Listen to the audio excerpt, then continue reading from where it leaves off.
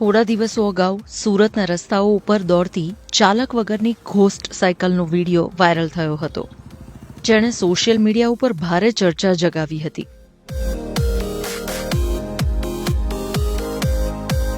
આ સાયકલની પાછળ સુરતના શિવમ મૌર્યનું ભેજું છે. બીટેકનો અભ્યાસ કરી રહેલા શિવમે આર્ટિફિશિયલ ઇન્ટેલિજન્સ પાવર્ડ સાયકલ બનાવી છે.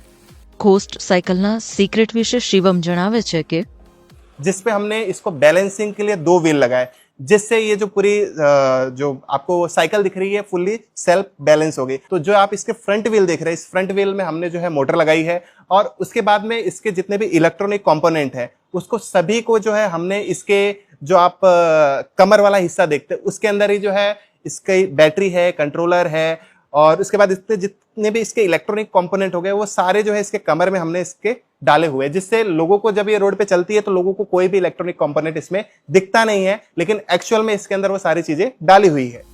આ સાયકલની સૌથી મોટી ખાસિયત તેનું એનિમેટેડ પેડલિંગ મિકેનિઝમ છે.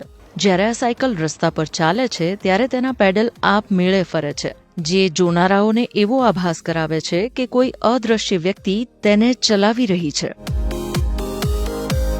ઘોસ્ટ સાયકલ બનાવવામાં 3 મહિનાનો સમય અને આશરે 35,000 રૂપિયાનો ખર્ચ થયો છે. પ્રોજેક્ટના ફંડિંગ અંગે શિવમ કહે છે કે हमारे पास कोई बिजनेस नहीं है, कुछ वो सोर्स नहीं है इनकम का जहां से हम लोग पैसे उठाते हैं. हमने अभी तक ना किसी गवर्नमेंट से फंडिंग लिया है, ना किसी घर से अपने पैसे उठाए हैं.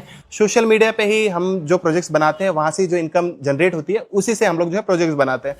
ઘોસ્ટ સાયકલને AI mapping, customised mobile app અને રિમોટ કંટ્રોલની મદદથી ચલાવી શકાય છે. શિવમ આ પહેલા 1 ટાયરવાળું સ્કૂટર અને રોબોટ રિક્ષા પણ બનાવી ચૂક્યા છે.